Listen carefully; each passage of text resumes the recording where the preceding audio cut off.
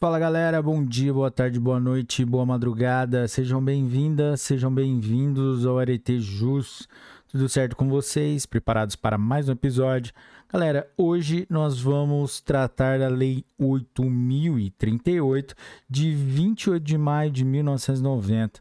Galera, esta lei institui as normas procedimentais para os processos que especifica perante o Superior Tribunal de Justiça e o Supremo Tribunal Federal.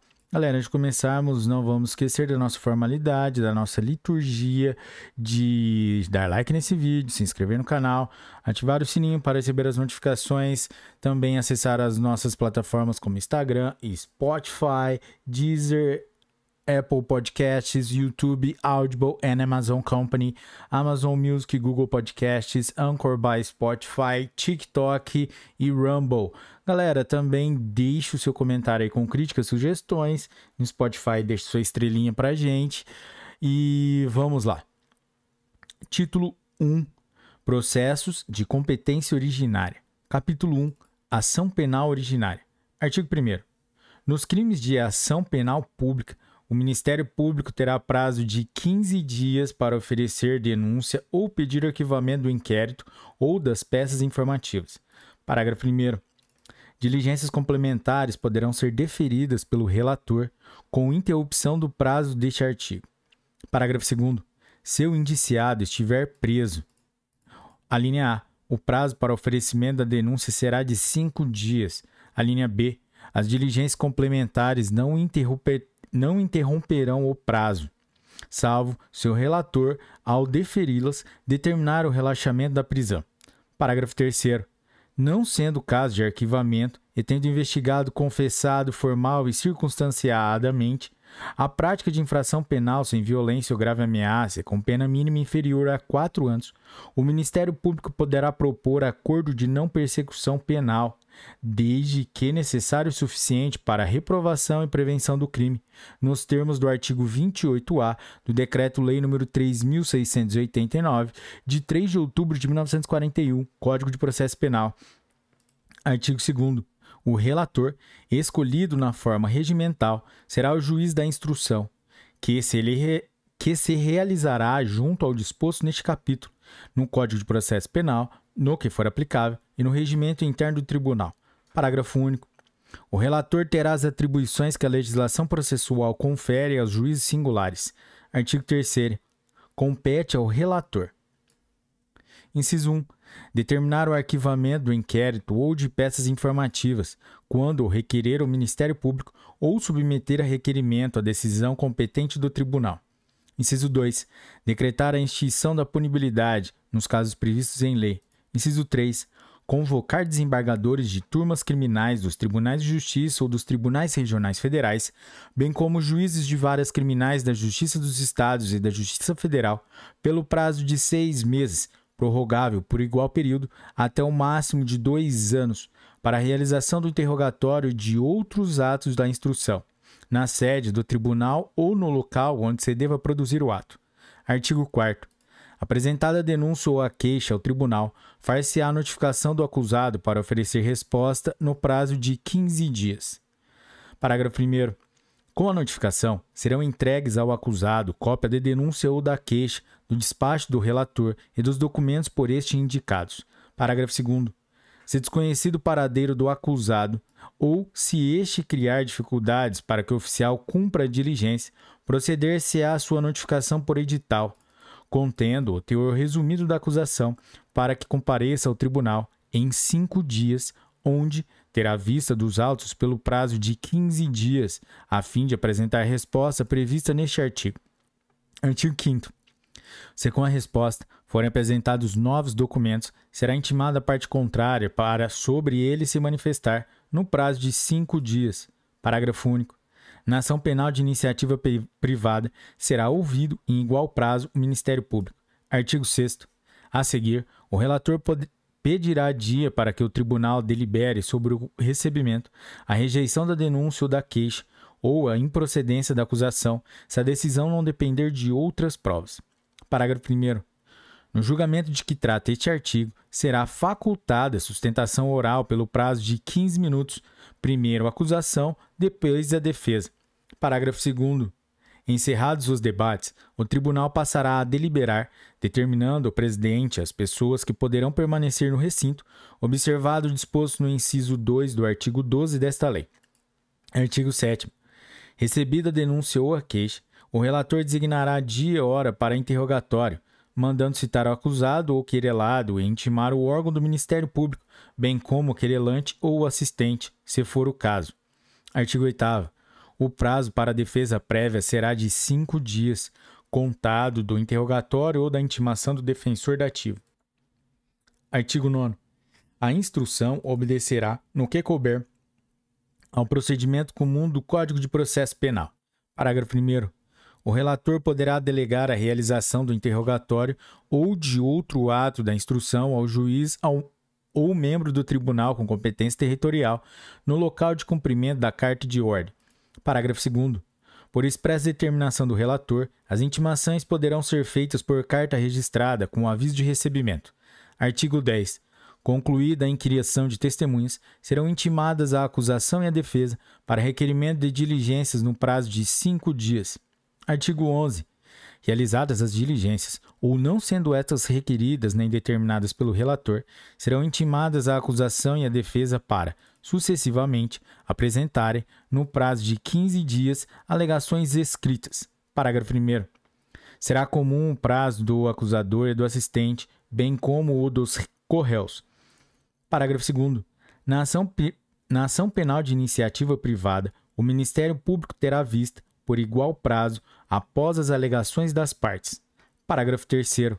O relator poderá, após as alegações escritas, determinar de ofício a realização de provas reputadas imprescindíveis para o julgamento da causa. Artigo 12. Fim da instrução, o tribunal procederá ao julgamento na forma determinada pelo regimento interno, observando-se o seguinte: inciso 1. A acusação e a defesa terão, sucessivamente, nessa ordem, prazo de 1 hora para sustentação oral, assegurado ao assistente 1/4 do tempo da acusação. Inciso 2. Encerrados os debates, o tribunal passará a proferir o julgamento, podendo o presidente limitar a presença no recinto às partes e seus advogados, ou somente a estes, seu interesse público exigir. Capítulo 2. Reclamação. Artigos 13, 14, 15, 16, 17 e 18 revogados. Capítulo 2. Intervenção federal. Artigo 19. A requisição de intervenção federal, prevista nos incisos 2 e 4 do artigo 36 da Constituição Federal, será promovida, inciso 1, de ofício ou mediante pedido do presidente do Tribunal de Justiça do Estado ou de presidente do Tribunal Federal, quando se tratar de prover a execução de ordem ou decisão judicial, com ressalva, conforme a matéria, da competência do Supremo Tribunal Federal ou do Tribunal Superior Eleitoral. Inciso 2. De ofício ou mediante pedido da parte interessada, quando se tratar de prover a execução da ordem ou decisão do Superior Tribunal de Justiça. Inciso 3. Mediante representação do Procurador-Geral da República, quando se tratar de prover a execução de lei federal. Artigo 20. O presidente, ao receber o pedido, inciso 1, tomará as providências que lhe parecerem adequadas para promover administrativamente a causa do pedido. Inciso 2. Mandará arquivá-lo se for manifestamente infundado, cabendo do seu despacho agravo regimental. Artigo 21. Realizada a gestão prevista no inciso 1 do artigo anterior, solicitadas informações à autoridade estadual e ouvido o procurador-geral, o pedido será distribuído a um relator. Parágrafo único. Tendo em vista o interesse público, poderá ser permitida a presença no recinto às partes e seus advogados, ou somente a estes. Artigo 22. Julgado procedente o pedido, o presidente Superior Tribunal de Justiça comunicará imediatamente a decisão aos órgãos do poder público interessados e requisitará a intervenção ao presidente da República. Capítulo 4. Habeas corpus. Artigo 23.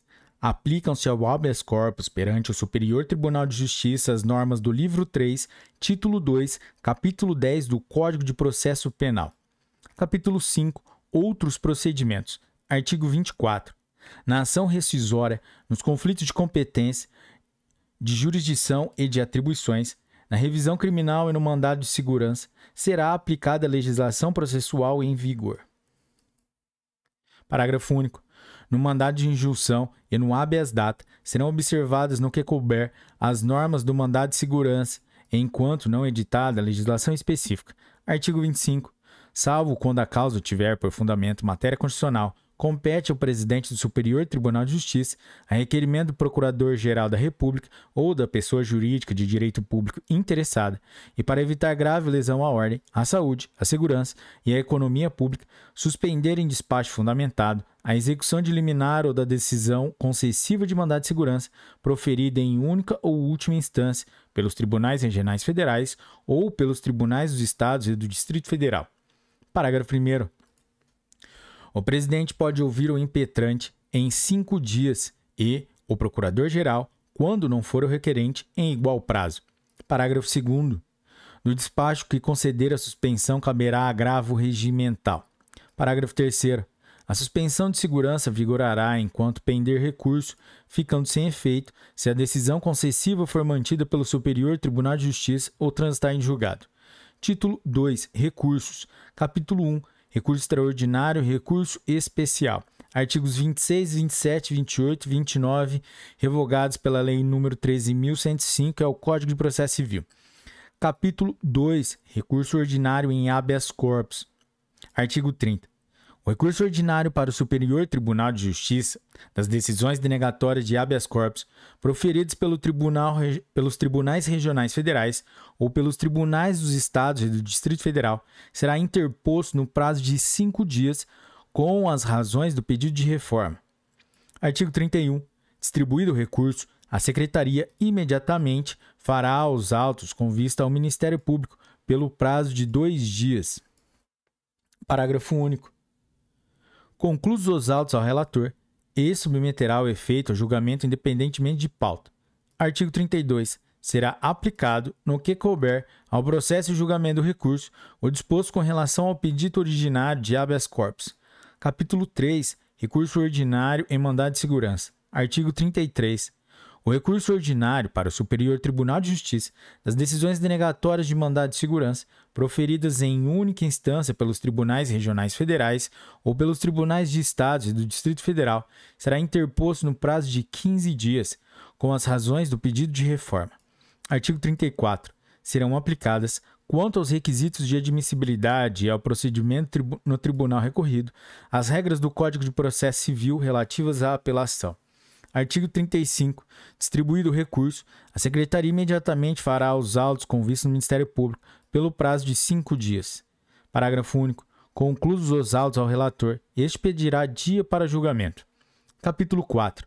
Apelação civil e agravo de instrumento. Artigo 36. Nas causas em que forem partes, de um lado, Estado estrangeiro ou organismo internacional e, de outro, município ou pessoa domiciliada ou residente no país, caberá: Inciso 1. Apelação de sentença. Inciso 2. Agravo de instrumento das decisões interlocutórias. Artigo 37. Os recursos mencionados no artigo anterior serão interpostos para o Superior Tribunal de Justiça, aplicando-se-lhes, quanto aos requisitos de admissibilidade e ao procedimento, o disposto no Código de Processo Civil. Título 3. Disposições gerais. Artigo 38. Revogado. Artigo 39. Da decisão do presidente do tribunal, de sessão, de turma ou de relator que causar gravame à parte, caberá agravo para o órgão especial, sessão ou turma, conforme o caso, no prazo de 5 dias. Artigo 40. Haverá revisão no Superior Tribunal de Justiça nos seguintes processos: Inciso 1. Ação rescisória. Inciso 2. Ação penal originária. Inciso 3. Revisão criminal. Artigo 41. Em caso de vaga ou afastamento de ministro do Superior Tribunal de Justiça, por prazo superior a 30 dias, poderá ser convocado juiz de Tribunal Regional Federal ou desembargador para substituição pelo voto da maioria absoluta de seus membros. Artigo 41-A. A decisão de turma no Superior Tribunal de Justiça será tomada pelo voto da maioria absoluta de seus membros. Parágrafo único. Em habeas corpus, originário ou recursal, havendo empate, prevalecerá a decisão mais favorável ao paciente. Artigo 41-B. As despesas do porte de remessa e retorno dos autos serão recolhidas mediante documento de arrecadação, de conformidade com instruções e tabelas expedidas pelo Supremo Tribunal Federal e pelo Superior Tribunal de Justiça. Parágrafo único. A Secretaria do Tribunal Local zelará pelo recolhimento das despesas postais. Pessoal, aqui no artigo 42, ele manda alterar alguns artigos do Código de Processo Civil de 1973. A gente pegou já o Código de Processo Civil de 2015 na tabela comparativa do professor José Miguel Garcia Medina, que é uma tabela excepcional, e já atualizamos com o novo CPC. Vamos lá? Artigo 42. Os artigos 496 do CPC de 73, que é o equivalente ao artigo 994 do CPC 2015, o artigo 497 do CPC 73, com o equivalente ao artigo 995 do CPC 2015, o artigo 498 do CPC de 73 não tem mais previsão dos embargos infringentes no Código de Processo Civil de 2015, o inciso 2 do artigo 500 do CPC de 73, com equivalente ao o artigo 997 do CPC de 2015, e o artigo 508 do CPC de 73, com equivalente ao no Código de Processo Civil de 2015, artigo 1003, parágrafos 5º e 6º, passam a vigorar com a seguinte redação. Artigo 994. São cabíveis os seguintes recursos. Inciso 1, apelação. Inciso 2, agravo de instrumento. Inciso 3, agravo interno. Inciso 4, embargo de declaração. Inciso 5, recurso ordinário. Inciso 6, recurso especial. Inciso 7, recurso extraordinário. Inciso 8, agravo em recurso especial e extraordinário. Inciso 9, embargos e divergência. Galera, CPC 2015, artigo 995, os recursos não impedem a eficácia da decisão, salvo disposição legal ou decisão judicial em sentido diverso. Parágrafo único. A eficácia da decisão recorrida poderá ser suspensa por decisão do relator, se da imediata produção de seus efeitos houver risco de dano grave, de difícil ou impossível reparação, e ficar demonstrada a probabilidade de provimento do recurso. Artigo 498. Tratava dos embargos infringentes no Código de Processo Civil de 1973 e não há previsão no CPC de 2015. Artigo 997 do CPC 2015. Inciso 2. Será admissível na apelação, no recurso extraordinário e no recurso especial. Artigo 997 do CPC 2015, parágrafo 5º. Excetuados os embargos de declaração, o prazo para interpor os recursos e para responder-lhes é de 15 dias. Parágrafo 6º do CPC 2015. O recorrente comprovará a ocorrência de feriado local no ato de interposição do recurso. Artigo 43. Essa lei entra em vigor na data de sua publicação. Artigo 44. Revoga-se as disposições em contrário, especialmente nos artigos 541 a 546 do Código de Processo Civil de 1973 e é a Lei 3.396 de 2 de junho de 1958. Galera, se vocês chegaram até aqui, meus parabéns, meta cumprida e até a próxima. Bons estudos, um forte abraço e tchau!